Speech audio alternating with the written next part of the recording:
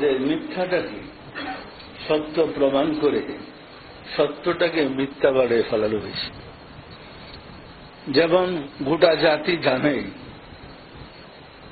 যে কোরআন আছে, হাদিস আছে, কোরআন হাদিস মতো চললেই আমরা ইমানদার হতে পারব, ইমান নিয়ে কবরে যেতে পারব। এটা সম্পূর্ণ ভুল ধারণা। আমরা গোটা জাতি জানি যে আমরা ঠিক ধারণার মধ্যে আছি। তোর মতো হাতি যে স্যাঙ্গ আছে তারাই বলবে এটা ঠিক ধারণা না, মাজার পূজারি, কবর পূজারি তোরা, তাই না? আর তোরা হচ্ছে কি জানি বলেছিস, মা ফাতেমা তোর ওয়াইফ, তাই না? তো আমরা যেটা সত্যকে মিথ্যা বানাই, মিথ্যাকে সত্য বানাই, তুই নাকি আমরা আমাদেরকে বলেছিস। তো তুই যেটা বলছিস সেটা মিথ্যা না, মা ফাতেমা তোর ওয়াইফ। আচ্ছা, তোর যত অনুসারী আছে, তোর যত বন্ড যারা আছে, যে ছাত্ররা, তাদেরকে আমি বলছি, তোর বাবারা যে এত বড় চাপাবাজি করে, দেওয়ানবাগি কোনোদিন আইসে হজে আইসা কোনো একটা সেলফি বা কোনো একটা ভিডিও প্রোটেস্ট আমরা পেয়েছি? কখনো তো হজেও আসে নাই। তো কিভাবে এত বড় ধরনের মুসলমান দাবি করে? জানোয়ার, ফেরাউন কোথাকার নাস্তিক।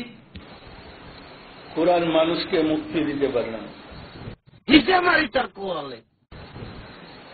কোরআন মানুষকে সাহায্য করতে পারে না। যদি করত, সাদ্দাম হোসেনের ফাঁসি কাস্তে ঝুলার আগ পর্যন্ত তার হাতে কোরআন ছিল। ওই ফাঁসি থেকে তো কোরআন সাদ্দামকে বাসে লড়ে।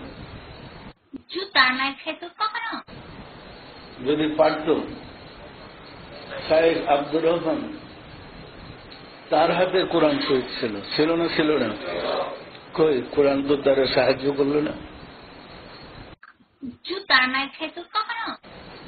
কোরআনের মাঝে তো প্রাণ নাই। নাস্তিকদের বলি উড়াইয়া যারা ফতোয়া ঝাড়তেছে, নাস্তিকদের বিরোধিতা করতেছে। পূজা করিস, হ্যাঁ, কুত্তার বাচ্চা, খানকির পোলা। ষড়যন্ত্র ইসলাম, ষড়যন্ত্র ইসলাম, চক্রান্তের ইসলাম পরিষ্কার।